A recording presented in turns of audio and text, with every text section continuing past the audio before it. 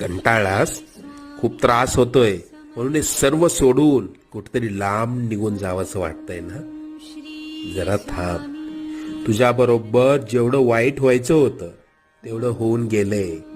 आता येतील सुखाचे दिवस. लवकरच तुझ्या आयुष्यात सोन्यासारखे दिवस येतील. सगळं काही मनासारखं होईल. तुला भविष्याची चिंता खूप सतावत असते ना? आम्ही सर्व जाणतो. तुझा हात आम्ही पकडलाय. तुझं आणि कुटुंबाचं कोणीही वाईट करू शकणार नाही. अरे मायबाप मानतोस ना आम्हाला?